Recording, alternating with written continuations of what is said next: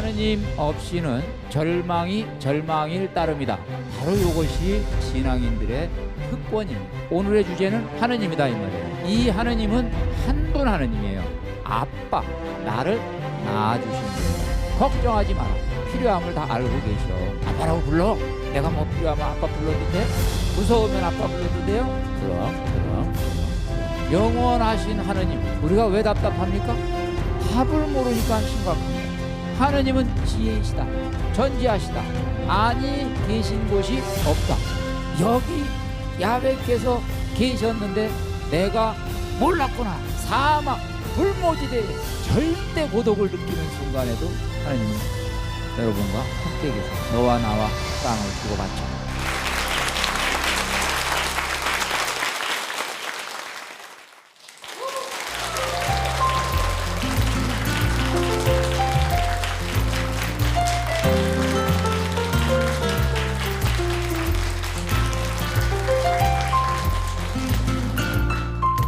여러분 반갑습니다.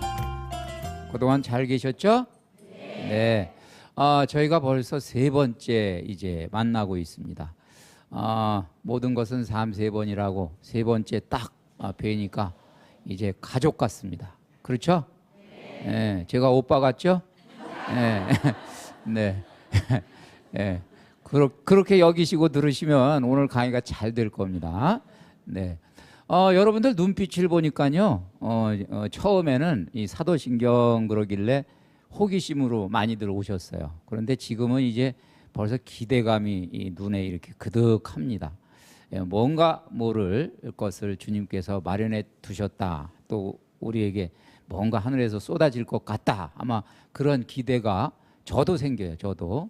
그래서 우리 주님을 초대하면서 바로 주님께서 오늘 이 강의를 몸소 주관해 주시고 우리들 마음에 감동을 주시고 또 안방에 계신 분들도 주님께서 이렇게 위로해 주시고 또 보듬어 주시고 하시기를 청하면서 우리 주님의 이름으로 이 강의를 시작하겠습니다. 함께 성호로 시작하겠습니다. 성부와 성자와 성령의 이름으로 아멘.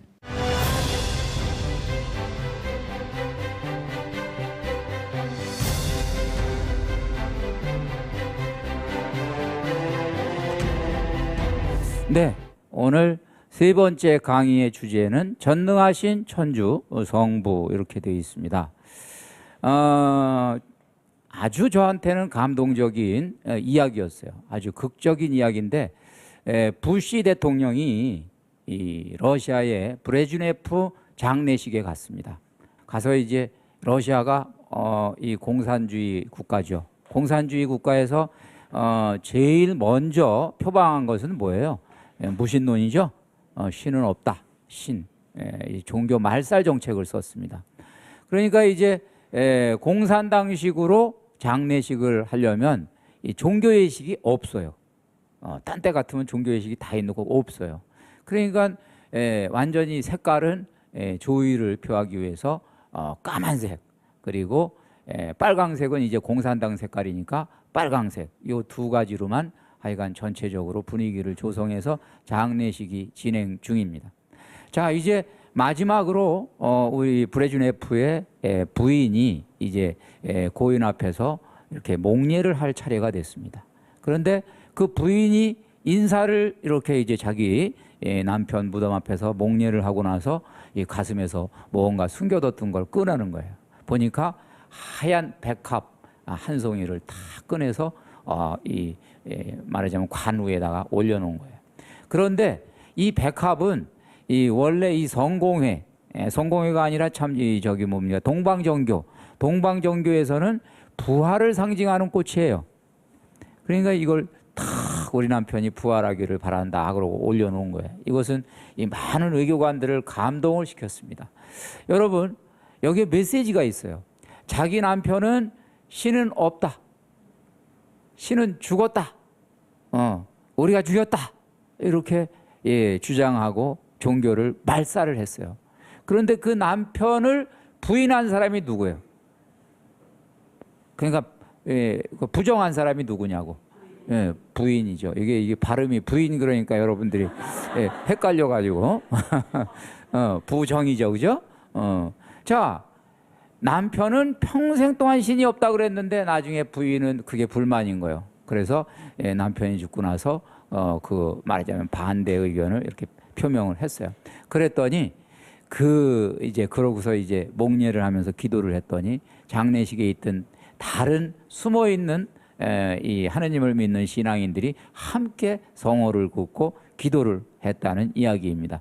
제가 그 이야기를 접하고 나서 여기 이렇게 시를 적어봤어요. 요거는 그 이야기 다음에 제가 한번 적어본 시예요. 한번 여러분들 같이 읽어보시겠습니다.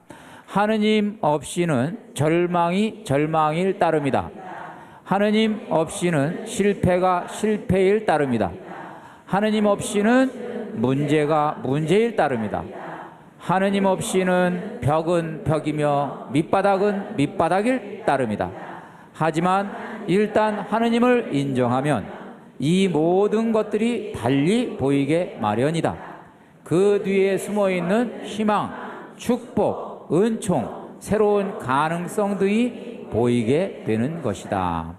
바로 이것이 바로 우리 신앙인들의 특권입니다. 다른 사람들이 없다, 다 끝났다 그럴 때 우리는 있다, 안 끝났다 이걸 얘기할 수 있는 것이 우리 신앙인들의 특권입니다.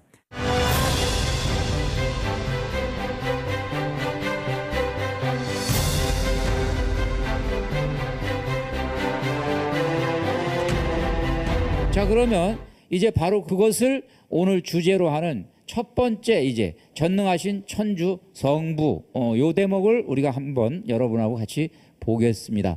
원래 이 원어에서는 크레도 인 데움, 지난번에 크레도까지는 배우셨죠?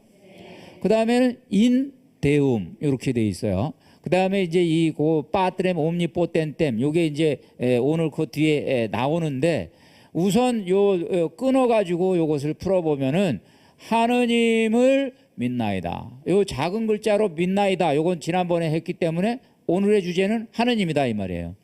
그러면 여기서 얘기하는 이 하느님은 누구시냐 했을 때 이 하느님은 한 분 하느님이에요. 그러니까 다신론적인 하느님을 지금 믿고 있는 게 아니에요. 한 분이에요. 한 분. 딱 한 분 하느님인데 그래서 하느님의 유일성을 믿는 거죠.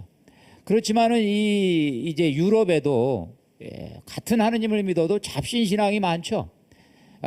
뭐 말하자면 이단도 많고 그래서 요거를 더 명확하게 할 필요가 있었어요. 그러니까 사도신경은 그냥 요것만 고백을 하는데 제가 지난번에 여러분에게 뭐라 그랬어요? 니치아 콘스탄티노플 신경은 말하자면 그 시대에 있었던 이단에 대해서 뭔가 추가적으로 설명하고 반박할 필요가 있을 때 뭐 하나씩 거기다가 추가했다. 기억나시죠? 그래서 거기다가 추가한 것이 여기 뭐예요? 운음이라는 단어를 추가했단 말이에요. 크레도 인 운음 데움. 운음이라는 말은 하나라는 뜻이에요. 그러니까 벌써 이제 니치아 콘스탄티노플 신경은 바로 요 한 분 하느님을 믿는 거를 이제 명확하게 할 필요를 느꼈기 때문에 이렇게 표현을 해 둔 거죠. 중요한 대목입니다. 우리가 하느님을 믿는다고 그러면서 한 분 하느님을 믿는 게 아니라 여러 분 하느님을 믿는 경우도 많죠. 아마 우리 주변에 우리 천주교 신자들 안 그러기를 바랍니다.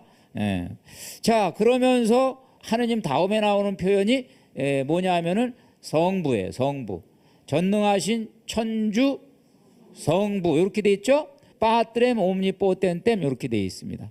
그럼 제가 하나 명확하게 이제 구분을 하고 가자면 크레도 인 데움, 나는 믿나이다 하느님을 이렇게 됐죠. 그 다음에 그 다음에 동격으로 파트렘 옴니포텐템 이렇게 나왔단 말이에요. 전능하신 성부 이렇게 나왔단 말이에요. 근데 우리가 번역할 때 조금 이거를 얼버무렸어요. 어떻게? 사실은 전능하신이라는 말을 천주에다가는 안 붙은 말이란 말이에요. 천주는 그냥 천주로 끝났어요. 그분은 당연히 전능하신 분이에요. 그리고 이제 아버지 성부를 말하자면은 수식하는 말이 뭐예요? 옴니포텐템이에요.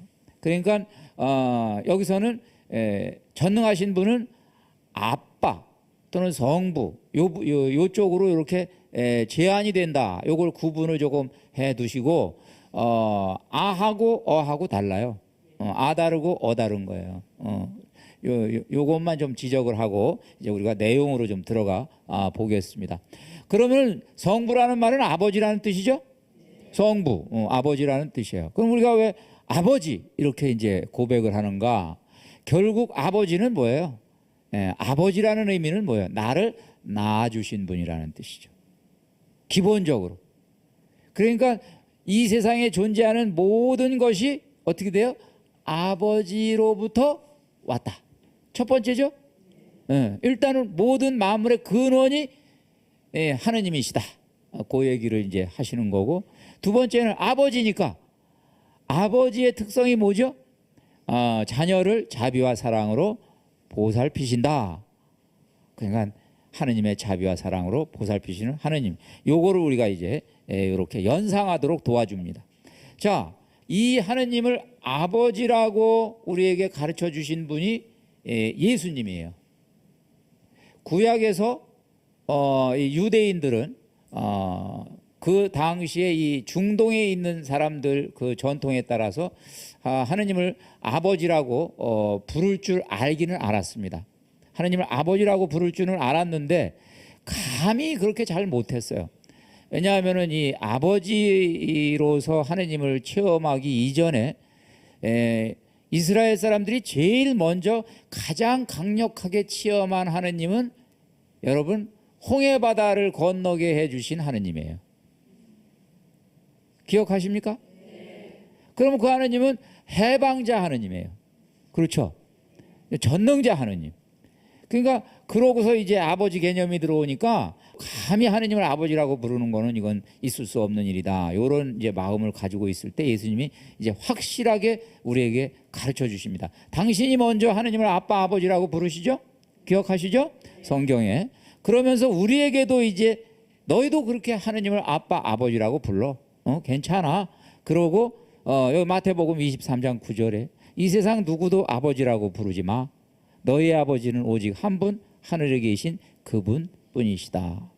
여러분들이 혼돈스러울 거예요. 이거 뭐야? 그럼 우리 아버지는 뭐지? 그죠? 이건 이상하다. 여기 본질적인 설명이 있어요. 본질적인 설명이 뭐냐면 이 세상에 있는 아버지는 하느님이 우리를 낳았는데 사용된 도구일 따름이다 이 말이에요. 예? 그러니까 아버지가 뭘 주도권을 가지고 뭘 만들고 싶어서 만든 게 아니라 진짜 만들 수 있고 낳을 수 있는 분은 누구예요? 하느님인데 아버지는 그분이 만들어 놓은 이치에 따라서 우리를 그냥 심부름꾼으로 내셨다 이 말이에요. 그러니까 이제 진짜 아버지는 하늘에 계신 아버지시고 지금 여러분이 만날 수 있는 아버지는 양부요. 양부 맡겨주신 분. 집에 가셔서 이 강의를 다 들으신 분들은 이제 진실을 알았다. 그럼 하느님하고 나하고 더 친해지겠죠? 응? 하느님하고 나하고 친해질 수가 있어요. 멋있는 분이시다. 이제 넘어가 봅니다.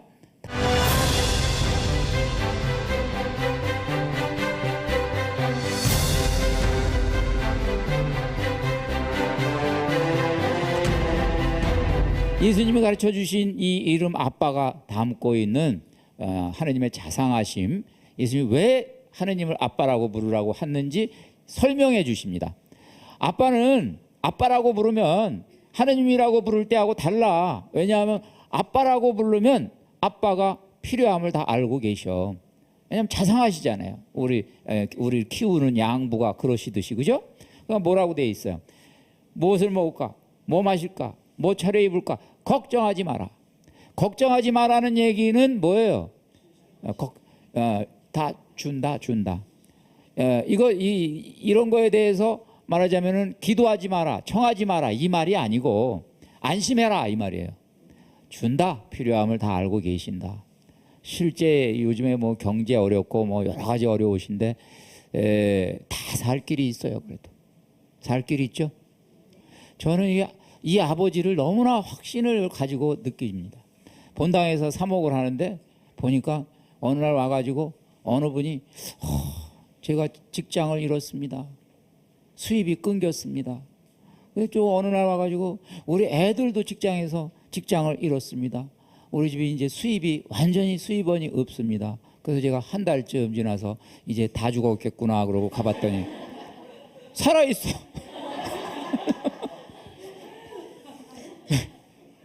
어떤 방법인지 모르지만 아버지께서 필요를 채워주셨어요. 그죠? 이게 기가 막힌 내용이에요. 그 다음에 두 번째, 아빠는 우리가 구하는 걸 다 들어주시는 분이에요. 들어주십니다. 너희 가운데 아버지가 아들이 생선을 정하는데 생선 대신 뱀 주겠냐? 달걀 정하는데 정갈 주겠냐? 너희가 악해도 자녀들에게는 좋은 것을 줄 줄 알거든. 하늘에 계신 아버지께서야 당신께 청하는 이들에게 성령을 얼마나 더 잘 주시겠느냐. 물론 갑자기 성령이 튀어나와 가지고 이상합니다만은 청한 거는 당연히 주고 그 후에 플러스 성령 준다는 얘기예요. 청하세요? 네. 자상하신 아빠입니다. 그런데 이 아빠는 죄송하지만 공평하신 아빠야. 참 이거 생각해 보세요. 그분께서는 악인에게나 선인에게나 당신의 해가 떠오르게 하시고 의로운 이에게나 불의한 이에게나 비를 내려주신다. 이게 악하고 원수 같은 사람한테는 해가 안 떴으면 좋겠는데 거기도 또 공평하신 분이기 때문에 감사한 일입니다. 그 다음에 또 혹시 아빠가 그냥 내가 이렇게 한 나의 이 선행을 잘 모르실 수도 있단 말이에요. 우리가 그렇게 생각합니다. 그런데 여기는 어떻게 돼 있어요? 숨은 일도 보시는 내 아버지께서 너에게 갚아 주실 것이다. 아버지는 어떤 분이에요? 숨은 일도 보세요. 안심이 되죠? 그러니까 누가 알아주지 않아도 괜찮습니다. 알아주지 않아도 괜찮습니다. 혹시 성당 다니시다가 본당 신부님이나 수녀님한테 상처받으신 분들, 내가 성당에서 그렇게 뼈 빠지게 했는데 나는 인정 안 해주고 그 앞에서 알랑방구 끼는 그 사람만 인정해주고, 신부님은 속을지 모르지만 하느님은 안 속아. 갚아주십니다. 예. 그 다음에 다섯 번째, 아빠는 우리의 모범이 되신다. 하늘에 계신 너의 아버지께서 완전하신 것처럼 너희도 완전한 사람이 되어야 한다. 하느님을 잘 바라보다가 보면 성품을 담게 된다. 그렇죠? 예. 자, 그러면 분명히 예수님은 이제 우리에게 가르치시면서 사실은 명령으로 권고하셨어요. 아빠라고 불러. 명령으로 권고하셨어요. 그런데 예수님의 명령 속에는 의무보다는 은총이 항상 뒤에 숨겨져 있어요. 하면 좋은 거예요. 그러니까 억지로 하는 것이 아니라 아빠라고 부르면 혜택이 오는 거예요. 그러니까 모든 거는 성경에서 왜 자꾸 나한테 명령을 하는 거야? 왜 이렇게 자꾸 귀찮게 이것 타라 저것 타라 그러는 거야? 생각하지 마시고 그 뒤에 반드시 은총이 숨어 있다. 과거 우리 신앙 전통에서 말하자면 유교 사회에서 이제 그리스도교를 받아들였기 때문에 유교는 거의 모든 것이 의무 버전이에요. 해야 되는 거야. 싫어도 해야 되고 뭐 좋아도 해야 되고 해야 되는 거야. 그래서 거기에 이제 우리 그리스도교가 들어왔기 때문에 이 은총 버전이 사실은 거의 축소가 되고 이제 말하자면 뒤로 밀렸는데 이걸 회복시킬 필요가 있어요. 하면 좋은 거야 전부 다. 좋지 않은 거를 시키시는 하느님은 아니세요. 이제 그렇게 알아들으시면 되시겠고, 자 그러면 이제 이 하느님을 아빠라고 부른다라는 것은 우리에게 얼마나 이 참 하느님과 우리 사이를 가까이 만들어주는 것인가를 여기에 드러내 줍니다. 유다인들이 바치는 18 기도가 있어요. 그 일부 첫 번째, 두 번째, 세 번째 구절을 제가 여기 그대로 가지고 왔습니다. 한번 여러분들 이 이름으로 하느님을 한번 같이 불러봅시다. 우렁차게 같이 불러보세요. 어떤 느낌이 드는지. 찬양 받으소서 야훼시여, 아브라함의 하느님, 이삭의 하느님, 야곱의 하느님이시여, 지극히 크신 하느님, 하늘과 땅의 창조주, 우리의 방패요 선조들의 방패이십니다. 찬양 받으소서. 아브라함의 방패시여 찬양 받으소서. 야훼 죽은 자를 살리시는 분이시여 당신은 거룩하시고 당신의 이름은 두려우시며 당신 외에는 신이란 없습니다.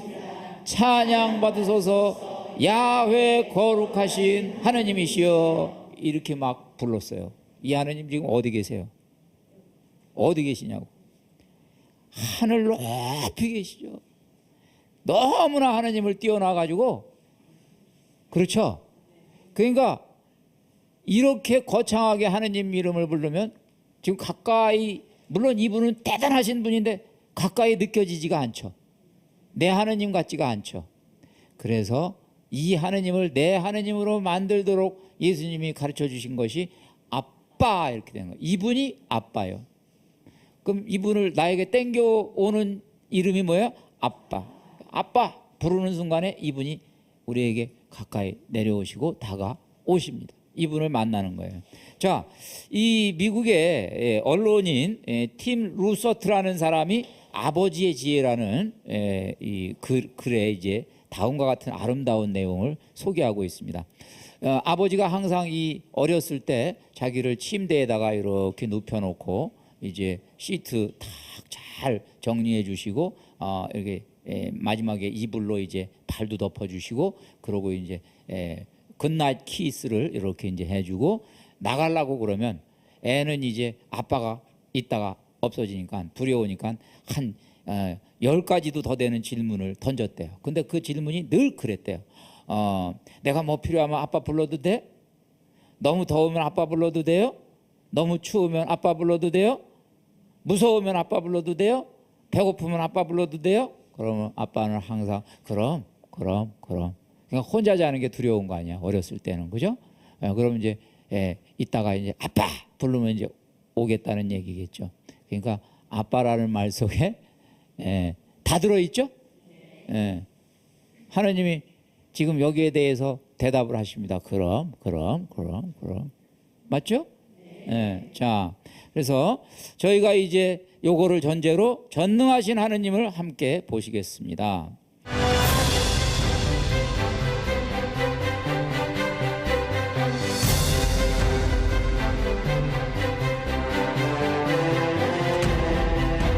이제 아까 전능하신 천주 성부에서 천주 저희가 살펴봤고 성부 살펴봤고 이제는 거꾸로 전능하신이라는 말을 저희가 살펴보고 있는 중이에요.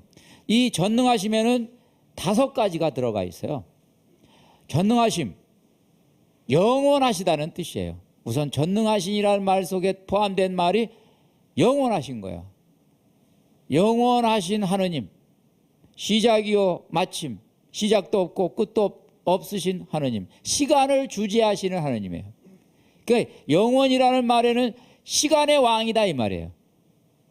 시간의 주인이세요, 하느님이. 그러면은 인간은 무한을 또는 영원을 동경합니다. 인간이 영원을 동경하는 근거가 뭐냐 하면은 바로 하느님이 영원하시기 때문에 인간이 영원을 동경하고 말하자면 영원을 향하는 거예요. 그런데 이 영원하신 하느님을 과거를 지배하시고 현재를 지배하시고 미래를 지배하시는 하느님이시기 때문에 든든합니다. 우리가 고통 속에서 절망 속에서 있을 때 지금 현재 우리가 말하자면 헤어나지 못할 때 우리는 이 시간의 주인이신 하느님을 부를 줄 알아야 돼요. 왜냐하면 이 시간 속에서 우리 다윗이 우리에게 가르쳐준 지혜 이것 또한 지나가리라. 야훼 하느님 안에서 이게 지나가거든요. 그죠? 이런 거예요. 너무 지금 현재 힘드신 분 계시다면 영원하신 하느님께 기위하세요. 그분이 시간을 주지하니까 결국 미래를 여러분의 시간으로 만들어 주실 수도 있는 분이에요. 그 다음에 전지하신 하느님, 전지하신 모든 것을 아시는 하느님. 물론 여기서는 이 하느님이 미래도 앞으로 일어나지 않을 일도 아신다. 뭐 이렇게 이제 우리가 내다보면서 여기서 결정적인 메시지는 뭐냐 하면 하느님은 지혜이시다라는 뜻이에요.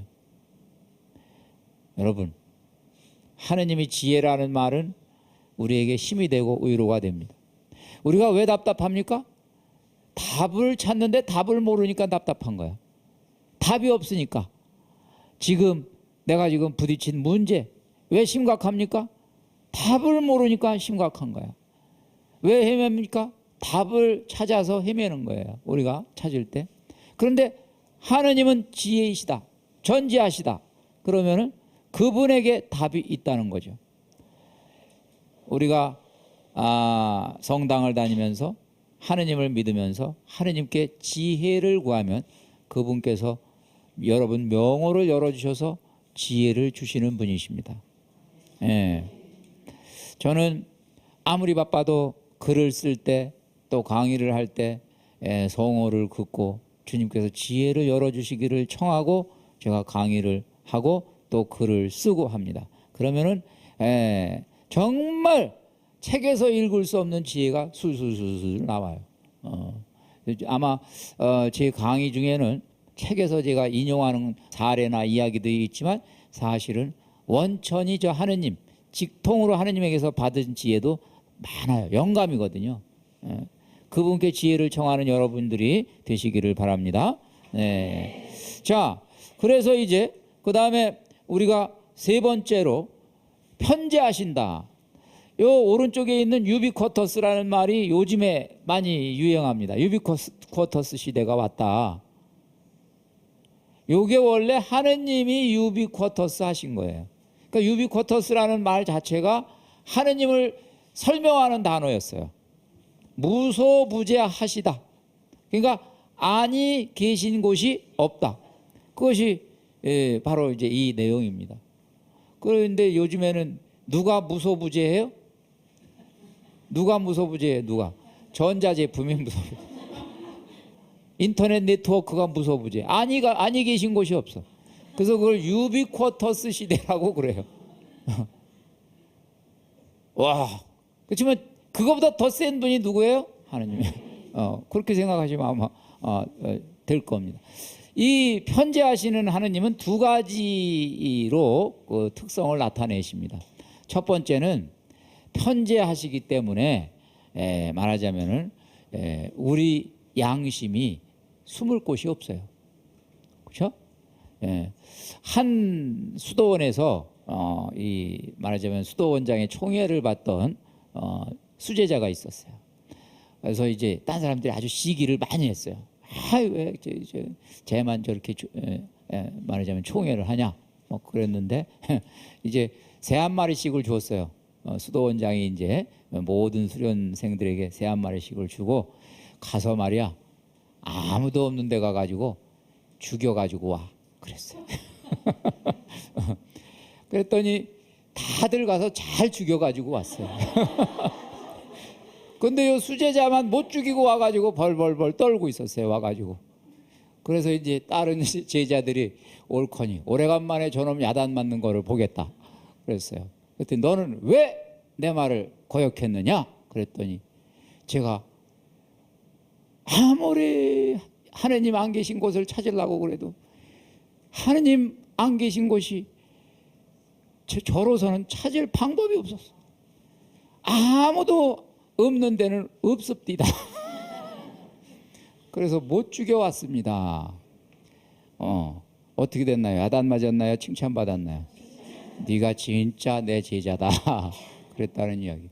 그러니까 하느님 속일 수가 없죠.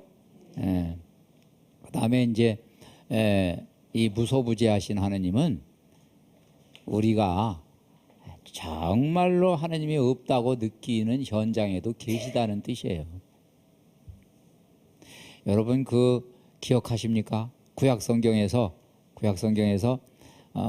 야곱이 도망가다가 에사우한테 이제 쫓겨서 도망을 가다가 여러분 베델에 이르러 가지고 거기서 이제 돌베개를 베고 자는데 꿈에 이제 하늘에서 막 사다리가 내려오고 막 하느님 오르락 천사들 오르락 내리락 하는 거 보고 야훼 하느님을 이제 말하자면 거의 아련을 한 셈이에요, 그죠? 그러고서 잠에서 딱 깨가지고 한 말이 여기 야훼께서 계셨는데 내가 몰랐구나 그랬잖아요. 근데 그때 야곱은 야훼 하느님은 어디에 계시다라고 생각을 했냐 하면은 성전에 계시다, 제단에 계시다 이렇게 생각했단 말이에요. 근데 사막 불모지대에 아무것도 의지할 수 없는 거기도 야훼께서 계시더라 이 말이에요. 그러니까 우리 인생의 끝자락에서 절망의 나락에서 절대 고독을 느끼는 순간에도 거기 누가 계세요? 하나님이 여러분과 함께 계세요. 유비쿼터스. 자, 그 다음에 정의. 하나님은 정의로우신 분입니다. 그분의 정의. 요즘에 이제 하여간 하나님 정의로우신 분이다 이걸 떠나서 이제 하나님이 정의로우신 분이니까 우리는 이 세상도 정의롭게 이제 만듭니다만은 한 몇 년간 정의란 무엇인가 하여간 이런 얘기가 우리나라에 이제 화두였어요, 그죠? 중요한 주제였습니다. 저는 제가 알고 있는 한 핵심은 딱 두 단어예요. 여기에 있는 거. 요 두 단어의 핵심을 아는 사람이 진짜 정의를 아는 거예요. 라틴어. 여러분들 이번에 정말 라틴어 많이 배우셔. 요 오른쪽에 있는 게 꾸이꾸의 수음이라고 돼 있어요. 꾸이꾸에게라는 말은 각자에게라는 뜻이에요. 각자에게, 꾸이꾸에, 각자에게. 수음, 그의 것, 수음은 그의 것이에요. 그의 것. 정의란 무엇이냐 하면은 각자에게 그의 것이에요. 각자에게 그의 것. 각자에게 그에게 돌아갈 임금이 돌아가는 것. 그에게 돌아갈 몫이 돌아가는 것. 그에게 돌아갈 땀이 돌아가는 것. 그에게 돌아갈 보상이 돌아가는 것. 그에게 돌아갈 책임이 돌아가는 것. 그에게 돌아갈 벌이 돌아가는 것. 이것이 정의예요. 그러면 정의가 구현이 됩니까? 안 됩니까? 각자에게 그의 것이니까. 가장 간단하죠. 아니에요. 짧다 이 말이에요. 짧은 걸로 얘기하자. 그러니까 자, 이 정의는 멋지죠? 이런 정의로 이 세상을 하나님께서 다스리신다. 하나님께서는 전선하십니다. 전선하시다라는 말은 악이라는 것은 요만큼도 허용을 하지 않으신다는 뜻이에요. 그러면 이 세상에 있는 악도 하나님께서는 선으로 자꾸 바꿔버리세요. 기가 막히죠?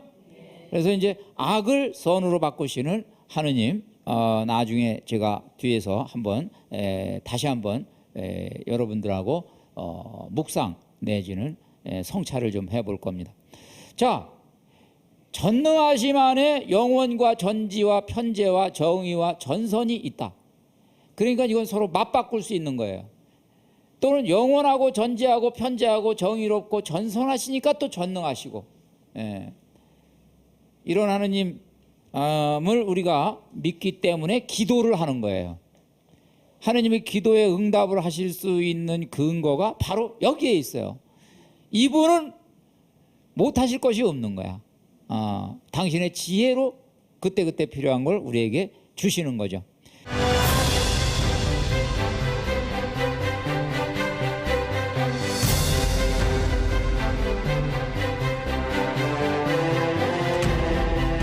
자, 그러면 이제 우리가 야훼 하느님, 그 다음에 이제 한번 쭉 해서 또 내려가 보면은 이 이스라엘 백성은 이제 이 하느님을 결국에는 이 하느님에게 이름을 붙이기를 아브라함하고 또 아브라함의 자손들은 엘로힘이라고 이름을 붙여서 불렀어요. 엘로힘은 최고의 신이라는 뜻이고, 그 다음에 그 이후의 사람들은 모세를 통해서 야훼라고 불렀어요. 야훼는 전능자, 자유자재. 제가 여러 번 강의를 해서 말하자면은 소개를 한 적이 있고요. 그런데 이제 하느님을 아빠라고 불렀잖아요. 하느님을 아빠라고 불렀는데 구약 성경을 보면은 하느님의 모성을 드러내는 대목이 있습니다. 여기 지금 자비를 드러내는 이 단어가 라하밈 이렇게 돼 있는데, 이 말은 여성의 자궁과 모태를 뜻하는 레헴에서 왔다. 그러면 하느님은 자비로우신 분입니다. 하느님은 하느님의 자비 요렇게 하면서 하느님의 속성을 여성의 자궁 모태를 뜻하는 그 단어로 갖다 썼다는 얘기는 이 자비는 모성적이다 이 말이에요. 그렇죠. 그러니까 하느님을 아빠라고 부르지만 하느님은 모성애가 풍부하신 분이에요. 또 하느님은 당신의 마음을 이렇게 표현하십니다. 여인이 제 젖먹이를 어찌 잊을 수 있느냐? 제 몸에서 난 아기를 가엾이 여기지 않을 수 있느냐? 설령 여인들은 잊는다 하더라도 나는 너를 잊지 않겠노라. 모성애에 비유한다는 얘기는 당신은 이거보다 더 큰 모성애를 가지고 계시다는 뜻입니다. 그러니까 믿을만 하죠? 예, 감사합니다. 자, 그래서 이제 다 설명이 됐어요. 이제 지금까지 얘기한 거 성부, 그다음에 아버지, 그다음에 전능하심. 그런데 이걸 통틀어 가지고 여기에 모성애가 같이 들어가 있다. 이렇게 설명이 다 됐는데, 그럼 이제 우리들의 물음으로 넘어가 봅니다.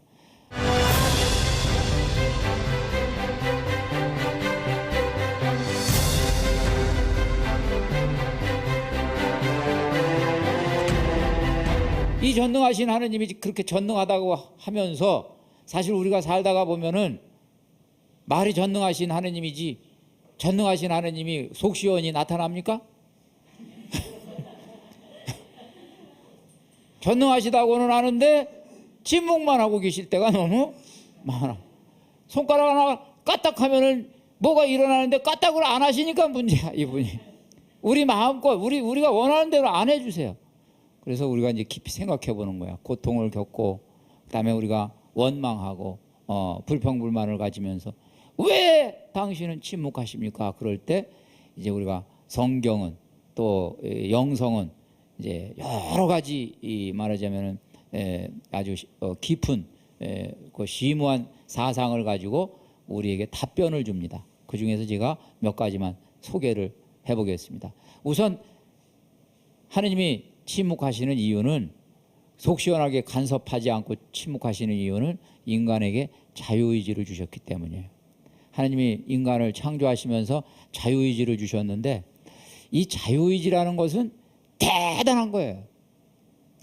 자유의지는 말하자면 상대방에게 자유를 주는 거예요.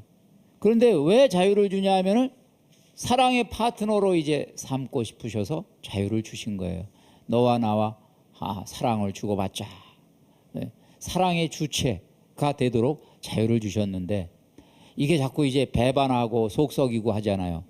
그렇게 됐을 때도 하느님은 당신의 자존심 때문에 회수하지 않으세요. 들어보세요. 왜 회수하지 않냐? 나는 걸작을 만들었다 이거예요. 나는 인간에게 충분히 회개할 능력, 생각할 능력, 돌아올 능력, 선함 다 만들어놨기 때문에 스스로가 돌아올 수 있다. 하느님이 만약에 이 자유의지를 회수하신다면 하느님은 완전한 분이 아니에요. 말 됩니까? 인간에게 모든 가능성을 다 주었어요. 그러니까 어떤 일을 하실 때 여기 오실 때도 사람끼리는 서로 모강지 끌고 다닐 수가 있어. 하느님은 모강지를 끄는 일이 한 번도 없어. 갈래? 말래? 하고 싶냐? 싫으냐? 그럼 내 기다릴게. 늘 기다려주시는 하느님. 끝까지. 그래서 이 자유의지를 회수하지 않으시는데 그러니까 스스로 하기를 원하는 거예요. 간섭을 안 하는 거죠. 그러니까. 그런데 이제 인간이 자유의지를 반납할 때는 또 거두어 주세요. 나 당신 뜻대로 하소서. 이게 이제 우리의 소통이죠. 또 나의 이 자유의지를 당신께 바치오니 당신 처분대로 해주소서. 그러면 오냐 또 네가 원하냐? 그럼 해줄게. 말 됩니까?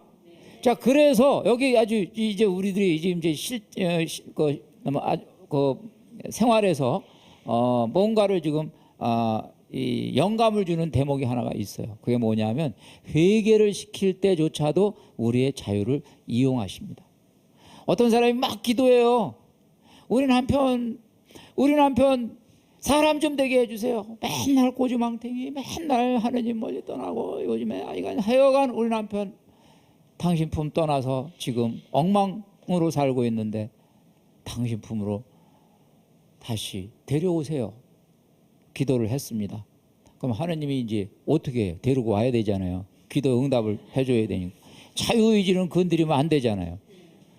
그럼 하느님의 지혜는 어떻게 이 사람을 건드릴까?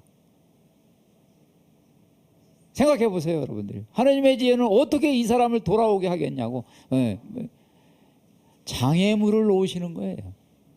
이 사람이 지금 이쪽으로, 지금 하느님은 이쪽에 계신데 이 사람은 지금 이쪽으로 가고 있어. 맨날 그냥 이 세상 재미에 빠져가지고 가고 있다고. 그러면 하느님이 하실 수 있는 방법은 사람 딱 돌려가지고 이렇게 하면 되는데, 그건 자유의지를 나는 하느님께서는 아예 안 건드리기로 작정하셨으니까 어떻게 해야 돼? 요 앞에다가 장애물을 놓는 거야, 못 가게. 그쵸? 가다가 딱 부딪혀. 딱 부딪히면 어떻게 해야 돼? 자기 돌아야지, 조금 돌아야지. 그래서 또 이쪽으로 갈 거 아니에요. 거기다 장애물을 딱 갖다 놔. 하는 사업이 안 된다 이 말이에요. 지금 이 얘기가 무슨 말이야? 사업이 안 돼. 하는 일마다 망해. 그럼 또 되는 쪽을 자꾸 찾아. 되는 쪽을 찾다 보니까 나중에 갈 길은 이쪽밖에 없어. 일로. 기가 막히신 하느님의 지혜죠. 예. 그러니까 끝까지 자유의지를 안 건드리세요. 그러니까 감옥과 강제를 피하시고 자율과 교도를 중히 여기시면서 하느님께서는 우리를 이렇게 인도하시고 하신다. 하느님의 지혜입니다. 자, 그 다음에 이제 하느님, 전능하신 하느님이 침묵을 하시는 이유는 또 하나가 뭐가 있냐 하면은 함께 아파하시고 계신 거예요. 그 침묵하시는 동안에 하느님의 연민이죠. 컴패션. 연민을 컴패션이라고 그래요. 함께 느끼는 그 열정, 그런 거죠. 함께 느끼는 마음.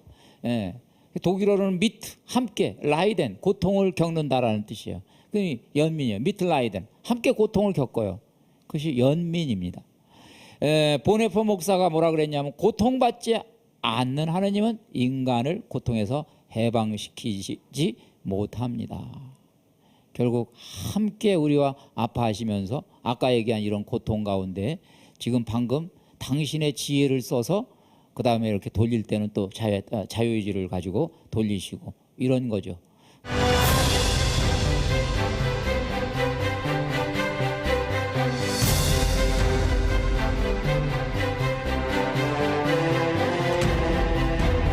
자, 이 하느님이 이제 당신을 알아보도록 우리를 초대하십니다. 그래서 하느님 코드가 있어요. 하느님 코드. 하느님, 이 고기를 통해서 하느님을 만나는 거예요. 하느님이 우리를 만나시고 싶으실 때는 고통을 주세요. 할 수 없어요. 아까 얘기한 대로 이 방법이에요. 고통을 딱 앞에 장애물을 딱 놓으면 사람이 이제 그걸 보고 하느님께로 향합니다. C.S. 루이스라는 사람은 이렇게 말합니다. 기머거리에게 알아듣도록 만드시는 하느님의 확성기다. 고통은 하도 그냥 불러도 못 알아들으니까 고통을 딱 주면 고통이라는 확성기를 통해서 하느님을 알아봐요. 사실이에요. 누구든 어떤 고통이든지 사실은 고통을 겪고 있을 때 사람들은 한번 물어요. 이게 어디서 왔냐? 이게 무슨 의미냐? 그러면서 하느님을 찾게 마련입니다. 두 번째, 하느님 코드 두 번째, 불안이죠. 불안. 일부러 불안을 주세요.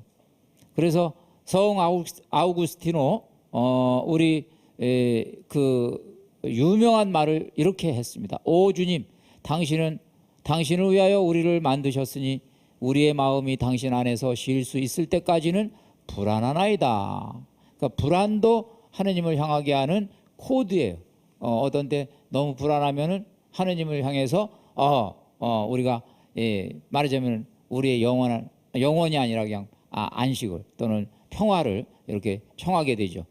자, 그 다음에 이제 우리가 이제 이 하느님께 이제 가야 되는데 아직까지 하느님으로부터 멀어진 분들이 계시다면은 이 하느님께 돌아가는 것이 의미가 있겠죠. 하느님 우리의 아빠시니까. 그래서 우리를 초대하시는 이 하느님의 심정을 호세아서 6장 4절에서 6절에 이렇게 적어놨어요. 함께 읽으십니다. 내가 너희를 어찌하면 좋겠느냐. 너희의 신의는 아침 구름 같고 이내 사라지고 마는 이슬 같다. 정녕 내가 바라는 것은 희생 제물이 아니라 신의다. 번제물이 아니라 하느님을 아는 예지다. 요거는 이제 이것저것 다 말고 너희와 내가 함께 요 하느님을 아는 예지가 사랑이에요. 그래서 이 사랑을 회복해서 말하자면 우리 한번 옛날의 아주 좋은 관계를 말하자면 누려보자 하는 초대가 되는 거고요. 자, 하느님께 우리가 이제 속해 있을 때 우리가 어떤 특권을 누리는가? 영국에서 스코틀랜드에서 있었던 일입니다. 영국 스코틀랜드 숲속에서 동네 강아지가 이제 하나가 나타났습니다. 더러웠어요. 못생겼어요. 그래서 이제 좀 뭐 먹는 것도 좀 시원찮고 그래가지고 이제 비실비실했는데 사람들이 이렇게 말하자면 막대하던 강아지예요. 근데 강아지요 여기 목에 뭔가가 하나가 이렇게 말하자면 있었어요. 이거 뭐예요? 이제 가서 딱 보니까 밥스라고 이름이 적혀져 있어요. 밥스. 근데 거기 문장이 하나가 있어요. 문장이 뭐라고 되어 있냐면 나는 이 나라 왕에게 속해 있습니다. 그러니까 사람들이 처음에는 못생긴 강아지라 그냥 허투루 여겼지만 이 강아지가 임금님의 강아지인 줄 아는 순간 어떻게 됐어요? 이게 임금님의 강아지래. 어떻게 됩니까? 강아지 예우가 바뀌었죠? 이렇게 귀한 강아지가 어떻게 여기서 이 동네에 나와가지고 그래. 그러니까 결국에는 우리가 아우스팅 성인이 지금 한 말이 그대로 진실인 거예요. 이 강아지가 지가 잘나서 귀여움을 받는 게 아니라 임금님의 강아지이기 때문에 귀여움을 받는 거예요. 아우스팅 성인이 뭐라 그랬어요? 하느님께서는 사랑스럽지 않은 자를 사랑하심으로써 나를 사랑스러운 자로 만들어 주셨다. 그러니까 우리가 소중한 것은 하느님이 우리를 자녀로 여겨주시기 때문에 우리가 하느님의 자녀이기 때문에 우리는 모두가 소중한 존재들인 거예요. 그래서 오늘 사도신경에서 여러분 같이 고백한 그 내용이 바로 지금 얘기하는 핵심이 여기서 압축이 되는 거예요. 그 하느님이 우리를 돌보아 주시고 먹여주시고 재워주시고 입혀주시고 그리고 우리가 앞으로 잘 살아가도록 말하자면 인도해 주신다. 오늘 강의가 이제 여기까지입니다. 여러분들 또 우리 주님께 감사드리면서 오늘 강의 마치겠습니다. 성부와 성자와 성령의 이름으로 아멘. 감사합니다.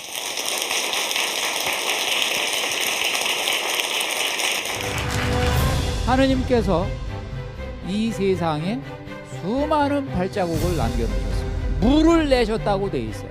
물고기를 만들고 새를 만들어요. 천지의 창조주. 이 신앙은 우리의 문제예요. 우리는 어디서 왔고 어디로 가는가? 인간이 최후의 걸작이에요. 없는 데에서 있는 걸 만들어요. 이게 희망입니다. 이건 구원의 언어입니다. 얼마나 감사해요. 이 고장난 역사를 새롭게 세우실 수 있는 분이 야훼 하느님 아니시겠느냐. 인간은 하느님과 사랑의 파트너에 숨을 불어 넣으셨다. 그거는 창조의 문장입니다. 하느님의 위대함을 고백하는 신앙인과 동시에 독보적인 인간의 존재 위치를 확인하는 창조자입니다. 우리는 이 창조의 협조자예요.